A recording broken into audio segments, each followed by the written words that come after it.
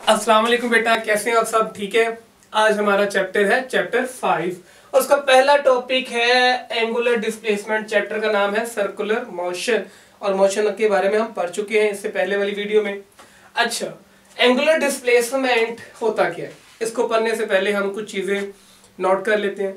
देखिए, लाइफ में पहले था हमारे लिए लीनियर डिस्प्लेसमेंट, वो हमने पढ़ा।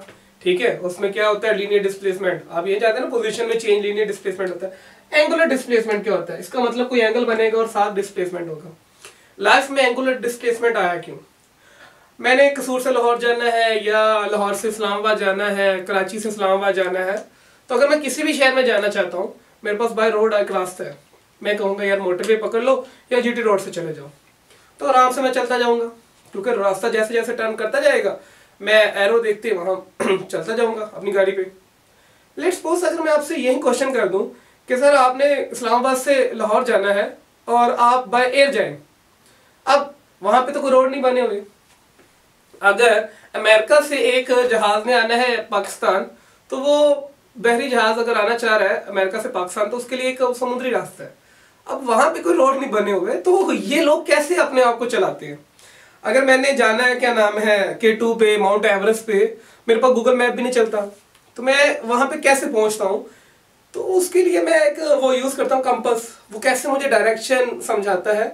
तो एंगुलर डिस्प्लेसमेंट एक्चुअली हमें डायरेक्शन के बारे में समझाता है। अच्छा, लेट्स सपोज अगर आपने यहाँ पे किसी से मिलने जाना है, दोस्त का घर नहीं पता, तो आप उसको एक मैसेज करते हो, यार मुझे जरा लोकेशन ही सेंड कर दो, वो जल्दी से व्हाट्सएप पे आपको लोकेशन सेंड करेगा।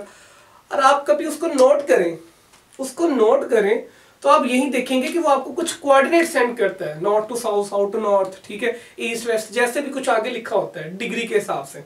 जैसे आप उसको क्लिक करते हो, वो डायरेक्ट सैटेलाइट से करता है, सैटेलाइट दोबारा क्या करती है, उसके साथ कनेक्ट कर देती है और आपको क्या उसकी डायरेक्शन समझ आ जाती है कि यार इधर है, और आपको वैसे वैसे मूव करता रहता है। तो गूगल ने क्या किया, गूगल ने हर एक पॉइंट को जाके क्या किया, उनके कोऑर्डिनेट सेट कर दिए, ठीक, उनकी डायरेक्शन सेंड कर दी, तो हम उसी डायरेक्शन को क्या करते हैं, फॉलो करते हैं। अच्छा, तो उन्होंने किया कैसे ये सारा काम? ये बहुत ही देर पहले हो चुका था, इन्होंने बस क्या किया था, वहां पे निशानदेही की। तो हमारे पास अर्थ है, ठीक है जी, अच्छी बात है, अर्थ है। तो ये हमारे पास एक अर्थ है। अर्थ के बारे में हम अच्छी तरह जानते हैं कि सर ये तो स्फेरिकल होती है, ठीक। हम मान लेते हैं कि यहां पे नॉर्थ है हमारे पास और यहां पे साउथ है। हमने क्या किया, अर्थ को दो पार्ट्स में डिवाइड कर दिया। लो जी, दो पार्ट्स कौन से? एक हमने लैटिट्यूड, तो लैटिट्यूड क्या होता है कि लैटिट्यूड ये बताता है कि सर नॉर्थ और साउथ एक दूसरे से कितना दूर है, from equator, how far, major how far north from south from equator, equator से कितना दूर है। और इक्वेटर बेटा क्या होती है, ये कैसी इमेजिनरी लाइंस होती है, इमेजिनरी लाइंस जो क्या करती है, which cut half north and south, जो बेटा क्या करती है, कट कर देती है, हाफ कट कर देती है नॉर्थ और साउथ को। तो ये जो बेटा हमारी लाइन है, इस लाइन को हम क्या कहते हैं, इक्वेटर, ठीक है। और ये हमारे पास सारे के सारे क्या होते हैं, लैटिट्यूड, ठीक है भाई। लो जी, ये बात समझ आ गई, ये सारे के सारे क्या होते हैं, लैटिट्यूड। अब हमारे पास नेक्स्ट क्या होते हैं, लॉन्गिट्यूड, लॉन्गिट्यूड।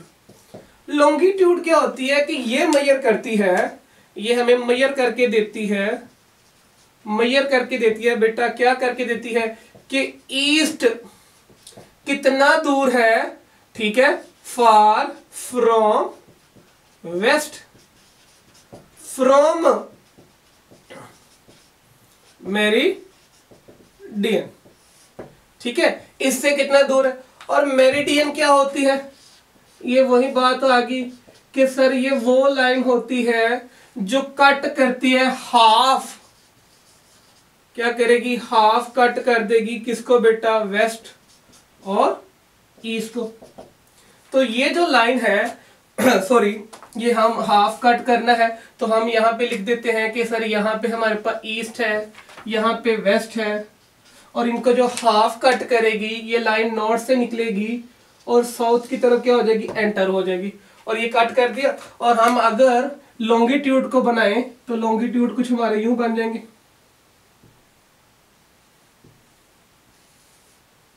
तो बेटा जो ब्लैक वाली लाइंस हैं, जो हमारे पास ब्लू वाली लाइन है वो लैटिट्यूड है, और जो रेड वाली लाइन है वो क्या है, लॉन्गिट्यूड है। अब हम यहां से क्या करते हैं, इसको सेंटर मान लेते हैं ओरिजिन, और यहां से हम क्या करते हैं, लोगों की यहां से डायरेक्शन सेट करते हैं। ठीक है, नॉर्थ साउथ कहाँ पे है, ठीक है, साउथ ईस्ट अगर हम इधर जा रहे हैं तो वो साउथ ईस्ट के हिसाब से हमें डायरेक्शन देगा। तो अगर हम वेस्ट की तरफ जा रहे हैं, साउथ वेस्ट की तरफ जा रहे हैं, तो वो हमें यहाँ पे कोई कोऑर्डिनेट्स देगा। तो इस तरह हमने क्या किया हुआ है, हमने हर चीज को डिवाइड कर दिया। ठीक है, तो होप सो हमें समझ आ गया होगा कि ये कैसे चलता है, हम कैसे डायरेक्शन नापते हैं। तो हर एक लोकेशन को कोऑर्डिनेट सेट कर कर दे दिए गए, हम उन्हीं कोऑर्डिनेट के ऊपर क्या करते हैं, मूव करते हैं, और फाइनली हम अपनी लोकेशन पे चले जाते हैं। उम्मीद करता हूं बेटा ये आपको समझ आ गया होगा। ठीक है, तो इसलिए हमें एंगुलर डिस्प्लेसमेंट की जरूरत पड़ी। अब हम समझते हैं एंगुलर डिस्प्लेसमेंट क्या होता है। तो गूगल मैप भी बेटा इसके ऊपर ही काम करता है। हमें कोऑर्डिनेट हम किसी दूसरे पर्सन को सेंड करते हैं, और वो क्या करता है, उन्हीं कोऑर्डिनेट को एनालाइज करता है, उसकी डायरेक्शन बता देता है कि यहाँ पे। और आप कभी भी डायरेक्शन किसी को सेंड करेंगे तो आप देखेंगे आप उसको कोऑर्डिनेट सेंड करते हैं और वो डिग्री और मिनट की फॉर्म में लिखे होते हैं। तो एंगुलर डिस्प्लेसमेंट क्या होता है, तो हम कहते हैं angle subtended at the centre of circle when a particle move along the circumference or along the boundary of circle। ठीक है, तो this is called angular displacement. ठीक है, this is called angular displacement. और अब देखिए एंगुलर डिस्प्लेसमेंट, ये हमारे पास कोई ना कोई सर्कल है। ठीक है, ये ओरिजिन है, ओरिजिन ओ, ये हम सेंटर मान लेते हैं। सेंटर से यहां तक कोई डिस्टेंस आर है। ठीक है, जब ये पार्टिकल मूव करेगा कुछ टाइम लेने के बाद, वो मूव कर रहा है बेटा किसके लॉन्ग, इस सर्कमफेरेंस के लॉन्ग या इस सर्कल की बाउंड्री के लॉन्ग। तो यहां से जो सेंटर के ऊपर जो एंगल बनेगा after some time, this angle, this theta is known as angular displacement. और बेटा angular displacement is denoted by theta. ठीक है, it is denoted by theta. और याद रखिएगा it is vector quantity, it is vector quantity for small angle. ये बेटा vector quantity होगी स्मॉल एंगल के लिए, और वो एंगल कितना होना चाहिए, लेस देन 10 डिग्री। क्योंकि जब एंगल इंक्रीज करता है देन आपका addition of two vector, law of addition बेटा क्या होता है, ओबे नहीं होता। अगर एंगल लेस देन 10 है तो देन बेटा हम क्या कहेंगे कि law of addition, vector law of addition बेटा क्या हो रहा है, होल्ड हो जाता है। तो जब ये एंगल ग्रेटर देन 10 हो जाएगा तो हम ये law of addition, vector law of addition बेटा डज नॉट होल्ड। ठीक है, ये याद रखिएगा। दैट्स व्हाई लेस देन जब 10 होगा तो बेटा वेक्टर एडिशन लॉ ओबे होगा, जब ग्रेटर देन 10 होगा तो वेक्टर एडिशन लॉ ओबे नहीं होगा। अच्छा, जो एंगुलर डिस्प्लेसमेंट है, एंगुलर डिस्प्लेसमेंट, ठीक है, उसका जो एसआई यूनिट होगा, एसआई यूनिट वो क्या होगा, रेडियन। ठीक है, उसको हम आर से कहेंगे। इसके अलावा हम उसको मेजर करेंगे डिग्री और रेवोल्यूशन। ठीक है, इसमें भी मेजर कर सकते हैं। बट याद रखिएगा एंगुलर डिस्प्लेसमेंट की जो फिजिकल डायमेंशन होगी, या हम ये कह सकते हैं नो फिजिकल डायमेंशन, इसकी फिजिकल डायमेंशन नहीं होती। ठीक होगी बात। जो फार्मूला होता है एंगुलर डिस्प्लेसमेंट का, फार्मूला वो हमारे पास क्या होता है, S is equal to theta radian is equal to the length of circumference divide by radius of circle. ठीक है, तो हमारे पास थीटा रेडियन कितना आ गया बेटा, ये जो लेंथ ऑफ द सर्कमफेरेंस होगी ये S होगी, रेडियस बेटा R है, तो ये क्या होगी S ओवर R। तो हमने इसको मेजर कर लिया। इसके अलावा हम ये भी कह सकते हैं S is equal to R theta. ये S इधर आके, ये सॉरी S हमने निकाला, R इधर आके मल्टीप्लाई हो गया। तो याद रखिएगा this is the relationship between angular displacement and linear displacement. ठीक है, ये बेटा क्या होता है, ये रिलेशनशिप होता है between angular displacement and linear displacement. अच्छा, अब हम इसके और थोड़ा सा मॉडिफाई करते हैं कि सर हमारे पास जो एंगुलर डिस्प्लेसमेंट है वो रेडियन डिग्री रेवोल्यूशन में मेजर किया जाता है। तो ठीक है, आज जो हम मैदान में आ जाते हैं कि सर हम इन तीनों को लिखते हैं 1 रेडियन किसके इक्वल होगा। ठीक है, तो याद रखिएगा 1 रेडियन वो एंगल होगा, angle subtended at the centre. 1 radian कब होगा, हम कहेंगे एंगल सबटेंडेड एट द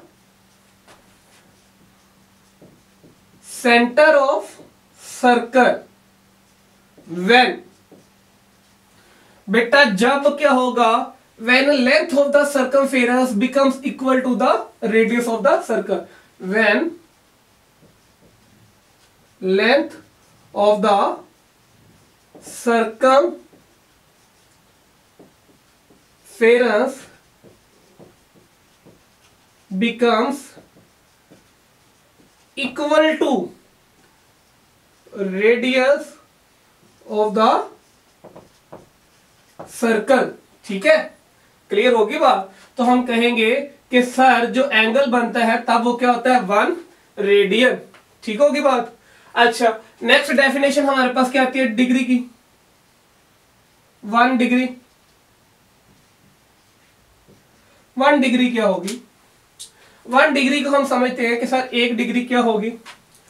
तो 1 डिग्री देखिए, जब कोई बॉडी यहां से यहां मूव कर कर जाएगी और कंप्लीट रोटेशन करेगी तो हमारे पास कितना एंगल बनेगा, आप कहोगे 360। तो जब वो कंप्लीट रोटेशन करती है 360 फॉर कंप्लीट रोटेशन, 360 एंगल कब बनेगा, जब वो 360 1 कंप्लीट रोटेशन करेगी। तो अगर हम 360 को डिवाइड कर दे, ठीक है, तो हमारे पास बेटा क्या हो जाएगा, हर इंस्टेंट पर जो एंगल बनेगा वो क्या बनेगा 1 डिग्री। तो हम कह सकते हैं कि हमारे पास जो एंगल बनेगा at each, the angle subtended at each part is called 1 degree. ठीक है, अब तीसरी हमारे पास क्या आ गया, रेवोल्यूशन।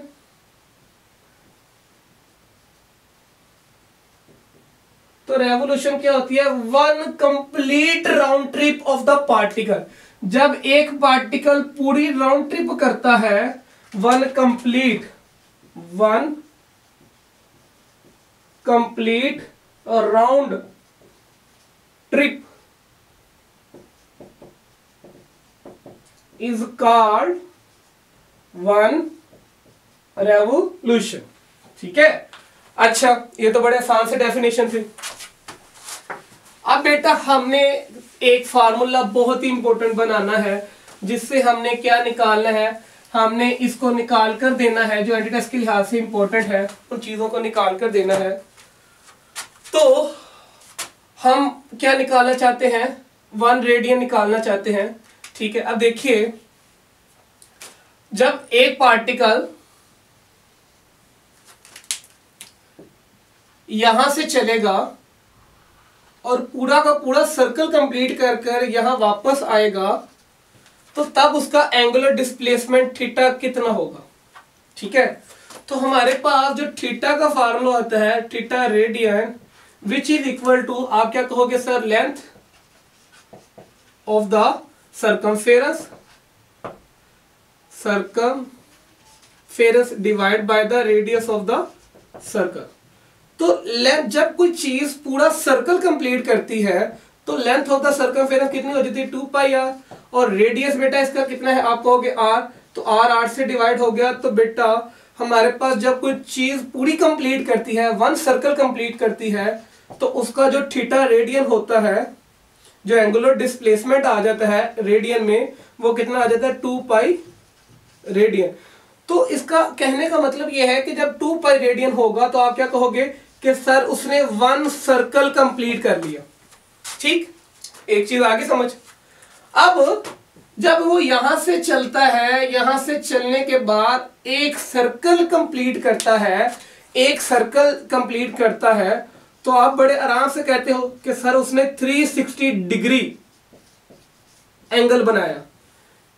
360 डिग्री या 90 90 90 90, तो उसने कितना बनाया, 360 डिग्री। ठीक, अभी हमने पढ़ा कि सर जब कोई ऑब्जेक्ट एक कंप्लीट रोटेशन करेगा, राउंड ट्रिप करेगा, तो हम क्या कहेंगे, 1 रेवोल्यूशन। तो एक राउंड ट्रिप कंप्लीट करना मतलब बेटा क्या है, एक सर्कल ही कंप्लीट करना, तो वो क्या आ जाएगा, 1 रेवोल्यूशन। तो हम कह सकते हैं, अब यहां से बड़ा इंपॉर्टेंट हम फार्मूला बनाने लगे हैं, देखिएगा जरा अच्छे से। तो हम कह सकते हैं कि सर एक सर्कल इक्वल है एक सर्कल के, which is equal to 1 circle. तो गलत तो नहीं ना लिखा। अब देखिए एक सर्कल किसके इक्वल है, 2π रेडियन के। एक सर्कल किसके इक्वल है, 360 डिग्री के। और एक सर्कल किसके इक्वल है, 1 रेवोल्यूशन। तो ये एक ऐसा फार्मूला है जहां आप रेडियन से डिग्री में जा सकते हैं, डिग्री से रेडियन में आ सकते हैं, या रेडियन से रेवोल्यूशन पे जा सकते हैं, आप कहीं भी मूव कर सकते हैं। तो अगर आपसे क्वेश्चन पूछा जाए कि सर बताइए एक रेडियन में कितने डिग्री होते हैं, how many degree in 1 radian, तो आप बड़े सिंपल से क्या करोगे, इन दोनों को उठाओगे, 2π रेडियन 360 डिग्री। ठीक है, अगर मैं यहां पे ये लिख दूं तो ये भी डिग्री को शो करता है, बट मैं इसको डिग्री लिख रहा हूं। तो आप यहां पे 1 रेडियन निकालना चाहते हैं, तो आप क्या करोगे, 360 पर 2π को क्या कर दोगे, डिवाइड कर दोगे, तो आपके पास कितने आ जाएंगे, 57.3 डिग्री। एक रेडियन में कितना होता है, इतने डिग्री होते हैं। तो एक रेडियन कितना एंगल होता है, 57। तो आप कह सकते हो सर 57 बेटा क्या होता है, एक रेडियन होता है। तो अगर आपसे क्वेश्चन किया जाए कि बताइए एक डिग्री आप ये वाली लिख लें, ये वाली लिख लें, कितने रेडियन के इक्वल होती है, तो आप फिर दोबारा ये वाला फार्मूला लगाओगे, 2π radian is equal to 360 degree. आपने 1 डिग्री निकालना है तो 360 को क्या करो, इधर आके डिवाइड कर दो। तो यहां पे क्या बचा, 1 डिग्री